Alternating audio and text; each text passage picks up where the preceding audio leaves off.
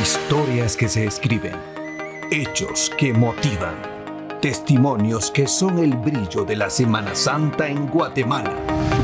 Relatos de Cucuruchos, porque siempre hay algo nuevo que contar.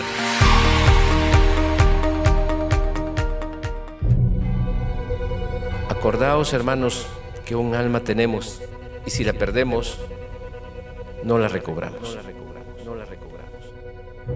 Seguramente esta era una de las frases que el hermano Pedro repetía en su caminar de cada Viernes Santo, allá en el tiempo de la colonia, al frente de la procesión de Jesús Nazareno de la Merced. Las calles habrán sido distintas, las calles habrán podido ser diferentes, porque la ciudad de Santiago es un recuerdo en la historia que dejó como germen lo que hoy es la antigua Guatemala. De esta forma iniciamos Relatos del Cucurucho en el corazón de la antigua Guatemala en este tiempo de Cuaresma 2023, en la que se vio de una manera especial después de ese tiempo de pandemia en que se guardaron las túnicas y que hoy nuevamente salen a relucir. Hoy muy bien acompañado acá en la ciudad de la antigua Guatemala con Esler Hernández. ¿Qué tal, don Esler? ¿Cómo le va? Bien, muchísimas gracias. Agradable tener una visita como la de ustedes por acá, en este seno familiar, en este terruño antigüeño que tantas historias tiene que contar, que tantas cosas nos ha enseñado, pero sobre todo que tantas cosas ha legado para Guatemala. No sé si nos va a alcanzar el tiempo, don Esler, pero vamos a empezar. Dígame, ¿dónde estamos? Descríbame dónde estamos ahorita, usted que conoce acá la antigua más. Bueno, estamos ubicados en la calle La Nobleza, el nombre original de la primera avenida norte, y esta recorre desde la séptima calle, de la entrada de San Francisco el Grande, de la puerta de San Buenaventura, hasta la iglesia o las ruinas de Candelaria. Justamente en la casa de mi señor padre, que es un legado familiar, antes fue de mi abuelo, y que hoy es un espacio familiar bastante pequeño, pero muy acogedor. Hoy estamos platicando con Esler Hernández, historiador antigüeño. Qué apasionante es hablar de historia, de esos datos relevantes. Tengo varias preguntas, don Esler, la verdad, y básicamente pues esa es la idea. ¿Cómo nace ese talento o ese don por conocer la historia? ¿Cómo fue en su caso, don Esler? ¿Don Esler o Esler? ¿Cómo se siente? No, Esler. Esler, ¿verdad? Ya la edad va avanzando y no quiero hacerme sentir más grandecito. Siéntase en confianza, Esler. Entonces, muchísimas gracias. ¿Cómo nace? ¿Cuál fue su primera historia? ¿Qué fue el detonante para meterse a este maravilloso mundo de conocer, no? Yo creo que justamente acá, escuchar las tardes. Yo no concibo alguna tarde cuaresmal sin escuchar un programa de marchas fúnebres, porque acá pues nosotros crecimos en esta parte, en esta casa, y escuchar a mi papá con sus amigos hablar de esto justamente, de las procesiones, de las imágenes y de recuerdos pasados. Pero llegaba un límite y llegó un momento donde yo tenía que contarle a mis hijos lo mismo que mi tío, que mi señor padre ya me habían contado. Tradición oral, que le llaman. La tradición oral. Haber leído libros como de don Carlos Quintanilla, haber leído el libro de don Víctor Manuel Díaz, pues relataba. Este libro de 1927 se llama La romántica ciudad colonial, y decía y narraba algunas de las historias que todavía hoy se conocen y se dicen en algunos lugares, pero digamos que ese fue como el detonante, el querer buscar más. En el camino fui conociendo a personas conocedoras de esto, a personas profesionales y académicos que ya habían hecho investigaciones. ¿Antigüeños? Lamentablemente en Antigua somos pocos los que nos hemos encontrado en esta fase, pero sí podemos mencionar al doctor Johan Estuardo Melchor Toledo, es un doctor en historia, recientemente admitido en la Academia de Geografía e Historia, quien también pues nos promovía, nos incentivaba a seguir encontrando y seguir buscando datos. ¿Cuáles son las historias más famosas de acá en Antigua? Una de las leyendas y tradiciones orales que mejor se contaban y que mejor se conservan y que quizás algunos ya desconocen es que en el traslado después del terremoto a Jesús de San Bartolo, la imagen de Jesús de la Caída, querían igual trasladarlo. Obviamente esto es algo que se ha transmitido de abuelas, consejas, a madres, hijas y abuelos. Pero resulta que lo ponen, como a todas las imágenes, en un cajón y en un carretón para trasladarlo. Y que primeramente los bueyes no se dejaban poner el yunque, posteriormente se abre la caja, y ya cuando empezaba a rodar una de las llantas, estas de madera, pues se quebraba. Finalmente no logran trasladar esta imagen, ¿verdad? es una de esas historias que se han ido quedando ahí en el tintero, que ya no se cuentan mucho porque algunos ya no continuaron o no tuvieron la suerte de mantenerse en esta parte. Yo no digo de la fe, porque la fe es una sola y es ciega, pero si uno no tiene fe, muy, muy difícilmente va a encontrar devociones, y sin las devociones va a ser mucho más difícil continuar las tradiciones, y sin esas es muy difícil ir contando historias nuevas o las mismas a nuestros hijos. ¿Qué datos nuevos podemos encontrar ahora con ese tipo de actualizaciones que usted de hecho nos comentaba? Entre los datos nuevos ya esta tradición oral que se ha mencionado, y es una investigación del doctor y arquitecto Mario Ubico Calderón, que hoy ha ubicado a un gran escultor de la colonia. Divago en el nombre, ahora sé el apellido de apellido España. Sin embargo, hoy podemos mencionar a 7 imágenes involucradas con este señor España, y que el arquitecto Ubico ha determinado que podrían haber sido las imágenes que estaban en la aduana de San Jerónimo. Pues ya hay una publicación ahí, yo les voy a compartir el vínculo para que lo puedan ver, y en relación a eso van a encontrarse con que Jesús de San Bartolo, el Señor de la Caída, los 3 pasos, el Señor de la Columna, el Señor del Pensamiento, flagela, o el Ecce Homo, y el Señor de la Segunda Caída, que están en la Merced, juntamente con el Cristo de las Misericordias, la imagen de la Virgen de la Escuela de Cristo, la Soledad de la Escuela de Cristo, y un nazareno más que está por constatarse y datarse, que bien podría ser Jesús Nazareno de Santa Catarina, son miembros o son parte de ese juego escultórico, que sería el juego escultórico único en Latinoamérica. Son datos que la historia ha ido descubriendo, que están a punto, que han sido publicados en algunas revistas. Sin embargo, la presentación original aún no se ha determinado en qué momento van a hacer esto, porque faltan algunos detalles para poder constatarlo, ¿verdad? Obviamente, entre todos este tipo de datos que nos comparte, ¿cuál es lo que a usted más le ha cautivado? Mi historia es un poco interesante en cuanto a esto de la devoción, porque mi señor padre no es un cucurucho. Él sí tiene muchas vivencias y grandes historias que contar. Fue amigo del maestro Víctor Manuel Lara. ¿Ah, sí? Y otros maestros. Tocó incluso con ellos. ¿Su papá? Sí, siendo parte de la banda, tocando la caja o el redoblante.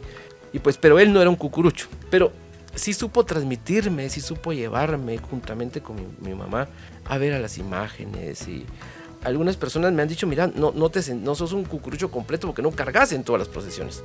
Pero yo siempre he tenido el concepto de que para poder ser un buen cucurucho, primero tiene que ser un buen devoto. Y entonces, a donde yo siento la devoción, donde sí me fue inculcada y donde permaneció, porque no es lo mismo que a uno lo lleven, a que uno se quede. Y donde permaneció es donde hoy día participamos en estos cortejos. Y entonces es difícil como decidir qué fue exactamente lo que me motivó a quedarme en las devociones, pero sí sé que va unido a eso, que las historias que me contaba mi papá. Vamos a hacer una pausa musical. De hecho, antes de que presentemos la marcha que usted va a elegir y nos va a contar un poquito de la historia, yo le quiero preguntar, ¿cuántas marchas existen en Guatemala? Sí, más de las que se conocen, por supuesto. El legado de marchas fúnebres en Guatemala, hasta el último registro, o sea, digamos, cuando hablamos de que se conocen los autores, se conocen cuántas hicieron y cuántas están ahí, cuántas podemos conocer y grabadas hay más de 760 marchas, pero obviamente hay muchas más, porque si solo pensamos de que de Pedro Donis hay 25 marchas que se conocen y se cree que hay una cantidad similar perdidas, que por ejemplo hay un cuadernillo del maestro Marcial Prem Bolaños, de la cual solo escuchamos la marcha fúnebre número 3, pero ese cuadernillo tiene 20. Entonces, no sabría, realmente son muchísimas marchas. Dar un dato exacto es muy arriesgado para concretarlo, ¿verdad? ¿En qué marcha pensó para presentar hoy? Me gustan las marchas cortas, me gustan las marchas simbólicas y que tienen como que un arraigo y ciertas emociones transmitidas. Yo recuerdo, ahora es otra marcha, pero se sigue utilizando en ese sector. Yo recuerdo que la parte más triste para mí era ver cuando la urna sevillana del Señor sepultado de la Escuela de Cristo ya venía sobre la calle de los Pasos a punto de ingresar. Y el último turno no es tan largo. Digamos que el turno de entrada no tiene tal vez unos 60 metros hasta el atrio y hay que girarlo. Pocas veces me tocó, pero siempre sonó de José Dolores Fuentes. Dios mío.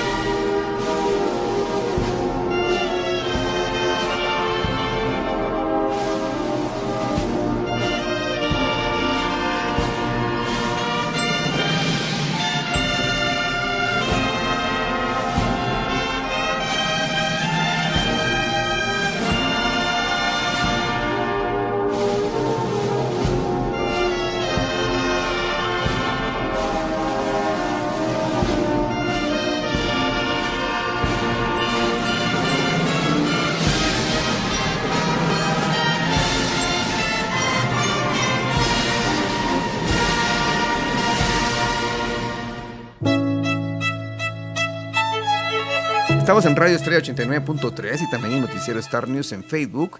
Y estamos en Relatos de Cucurucho, conociendo pues más datos de esta cuaresma. Y hay que aprovecharlo, ¿no? Para conocer un poco más. Escuchamos una marcha y le quería preguntar, ¿cuántos maestros antigüeños, compositores, existe algún registro? Claro, existe y aunque no parecieran tantos, sí son bastantes. Tenemos que mencionar, obviamente, a don Alberto Velázquez Collado, el rey, de quien... ¿Por qué el rey? Por su calidad musical. Por la calidad que tenía. Acordémonos que él no solamente hizo marchas, hizo vals, hizo oberturas, y en marimba hay muy buenas piezas. Chuchitos Calientes es la más conocida, pues, para bailarla y pues, es pegajosa, ¿no? Don Alberto Velázquez Collado, pues vecino de acá del barrio de la Merced, vivía a escasos metros de la Merced. ¿Aún hay familia de él actualmente? Sí, aún hay algunas personas. La última hija, pues lamentablemente murió el año pasado, pero sí existen familiares muy cercanos y línea de sangre directamente. Creo que en algún momento también don Gustavo Velázquez, un cronista deportivo, sí, don Gustavo Velázquez, ¿no? es familiar de él. De hecho, los restos del maestro Velázquez Collado descansan en el mausoleo de la familia de Gustavo Velázquez. ¿Gustavo Velázquez vendría siendo como es parentesco? Como nieto, tío, sobrino, nieto, algo así lejano, pero es familia directa, ¿verdad? Excelente. No, buen dato, ese no me la esperaba. Okay. Nunca había ese dato por ningún lado. Después tenemos que mencionar a un grupo de músicos de San Juan del Obispo: Fabián Rojo Chacón, José Vicente Cruz Rojo y José Cruz. Son los tres maestros de San Juan del Obispo que dejaron un legado muy interesante. No todos hicieron muchas marchas, pero sí estas marchas. Mencionar también que aunque no es antigüeño, digamos que su base musical y su gran legado lo formó acá el maestro Manuel Antonio Ramírez Crocker. Y mencionar un poquito más actualmente a maestros como recientemente fallecido el maestro Carlos Enrique Gómez Figueroa, y por supuesto su sobrino Héctor Alfredo Gómez Varías, con quien me une una gran amistad y un parentesco ahí de compadrazgo. Las marchas oficiales siempre fueron son las que conocemos actualmente en las procesiones acá en Antigua. Me acaba de meter en un problema. Yo he tenido como cierta divergencia en cuanto a eso, pero es gusto musical. Realmente tenemos que pensar que, por ejemplo, por ahí de 1940 no se ejecutaban marchas en el interior del templo. Se salía con oraciones y con el acompañamiento del sacerdote. Si se ejecutaba una, casi que por general, y como que regla no escrita, era la marcha fúnebre de Federico Chopin. De esto aún se conserva, por ejemplo, que la Merced sigue manteniendo esa como marcha oficial. Y después se vinieron dando la sucesión de marchas dedicadas específicamente a algunas imágenes, otras solicitadas por las mismas hermandades para las imágenes a un maestro en específico. Hablemos de Manuel Antonio Ramírez Crocker, ¿verdad? Quien dedicó una marcha a Jesús, pero eso es especial. A Jesús de San Bartolo él se la regaló, nadie se la pidió.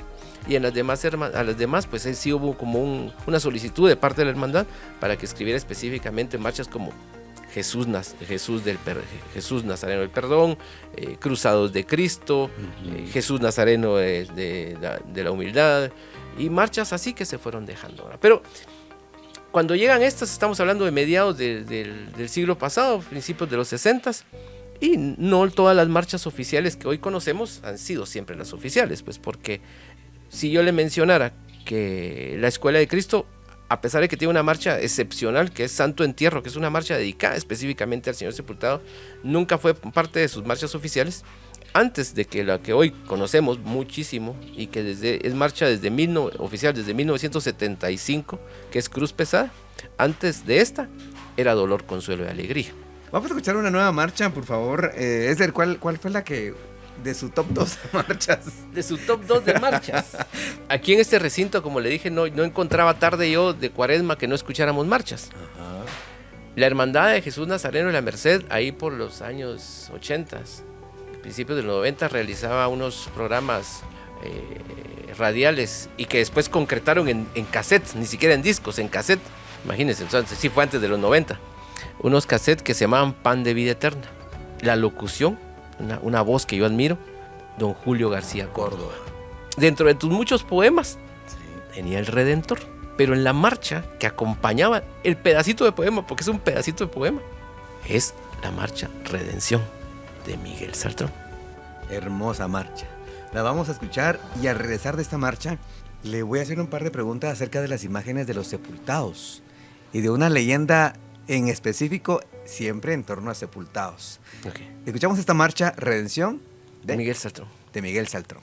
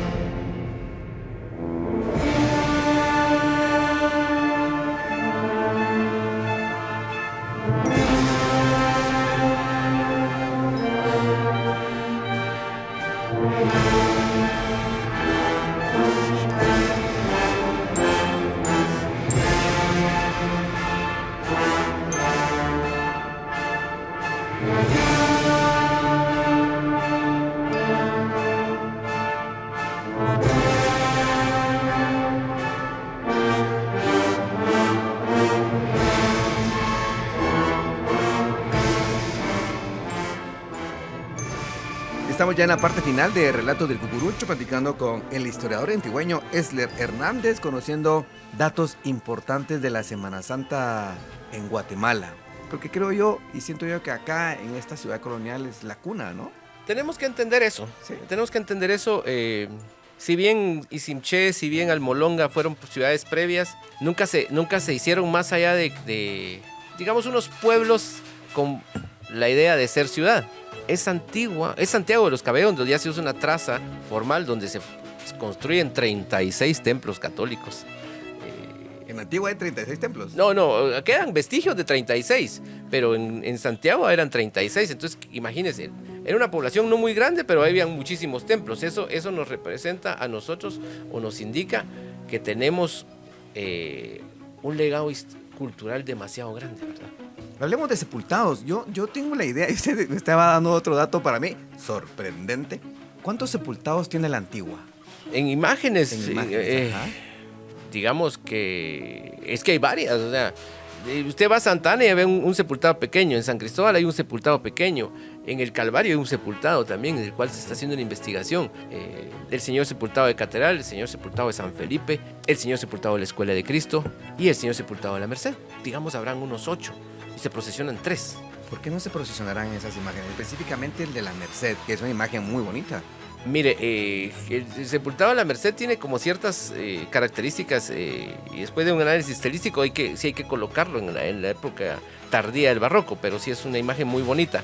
Ha salido algunos Viernes Santos alrededor de la plaza de la Merced, un recorrido muy corto. Ahora le hacen velación la Hermandad de Jesús Nazareno de la Merced. Pero en torno a esta imagen también hay una leyenda ahí, que cada vez que sale a las calles, algún directivo o exdirectivo de la hermandad fallece, o una persona cercana a la iglesia. El sepultado de la Merced. Sí, mire, no sé si sea coincidencia o realmente suceda, pero sí ha pasado, ¿verdad? Entonces o cuando han vestido a Jesús de blanco los Viernes Santos, los domingos de Ramos, completamente de blanco, pues a un miembro de la hermandad fallecido. Son leyendas o sucesos casuales, si quiere verlo así, pero que conforme se cuentan y como se cuentan terminan siendo una leyenda, ¿verdad? ¿Alguna otra leyenda en cuanto a la imagen de algún sepultado?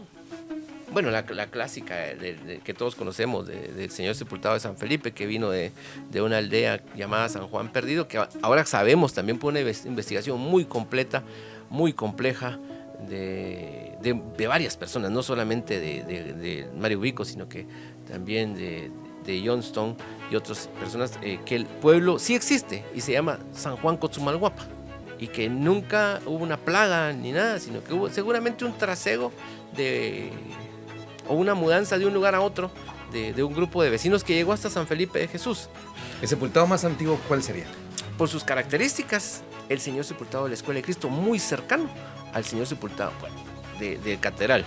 Son imágenes muy claras, y que el doctor Johann Melchor encuentra que el Sepultado de Catedral, por ejemplo, estaba y compartía capilla con el Jesús Nazareno de Candelaria, aquí en la antigua Guatemala, y que con la mudanza de muebles y con el traslado de imágenes, esta imagen no fue trasladada porque se depositó donde hoy es el Museo de Arte Colonial, en aquel momento universidad, y después pasa a propiedad de la parroquia de Catedral y se queda ahí.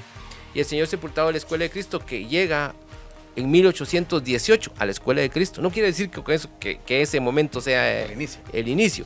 La imagen tenía ya mucho tiempo antes. Entonces son las dos imágenes más antiguas que existen, digamos, por referencias y por análisis estilístico de cómo fueron elaboradas, más antiguas que en antiguo. ¿Espantan para Semana Santa acá? Por supuesto que sí. La calle de los Pasos es donde se cuenta que en algún momentito se ha escuchado que van penitentes al frente de algo que no logran ver. Personas han narrado que han visto como una fila de personas que van acompañadas de velas, y al fondo viene algo que pareciera una procesión, pero que después no aparece. Pero sí se cuenta, sí hay personas que cuentan haberlo visto. A mí en suerte no me toca. ¿Pero se ha escuchado algo? Sí, claro. Después en algún momento fui miembro de la Hermandad de la Escuela de Cristo, y salir y regresar, pues ya a altas horas de la noche, sí nos tocaba escuchar ese como que rasgueo de redoblantes, como golpes de bombo, incluso marchas. Pero uno podía pensar que fuera San Felipe. San Felipe está en el otro sector y por muy silencio que sea, no llega el sonido. Para quienes se apasionaron por lo que escucharon y quieren seguir leyendo, ¿qué nos recomienda leer? O sea, hay libros que no son accesibles a todos. Por ejemplo, el documento base que sirvió al gobierno para solicitar que se declarara patrimonio intangible de la humanidad nuestra Semana Santa es el libro de Contemplaciones. Vale $100, algo por ahí. Contemplaciones. Es un libro muy completo, con mucha historia que nos narra cómo, de hecho, nuestros antepasados, los mayas, ya tenían procesiones. Diferentes libros, hay muchísimos libros que hablan de eso. Las mismas hermandades tienen sus propias publicaciones. Quien más y mejor enriquece esto es la Merced en la capital, que cada año uno va por su turno y le dan un librito que nos cuenta historias y nos narra. Hay muchas cosas. Nosotros hemos hecho un trabajo cultural y de propuesta para la sociedad en Antigua hace 10 años aproximadamente. A raíz de unas pláticas y vimos la necesidad de hacer algo diferente, se funda y se crea un grupo de amigos de toda la vida, y que después legalmente constituimos la Asociación de Cucuruchos Antigüeños. En esta página de Facebook usted puede encontrar leyendas sí, mucha historia, pero sobre todo el reconocimiento social que le debemos a personajes de la antigua Guatemala que han dejado un legado para la cultura, para la sociedad, pero principalmente para la Semana Santa antigüeña. Muchísimas gracias nuevamente, un fuerte abrazo, una feliz cuaresma. Pues amigos, así llegamos al final de este programa Relatos de Cucurucho a través de Radio Estrella 89.3 FM. Mi nombre es Eddie Ordóñez y nos escuchamos el próximo viernes a las 6:30 de la tarde. Con permiso, don Esler. Muchísimas gracias.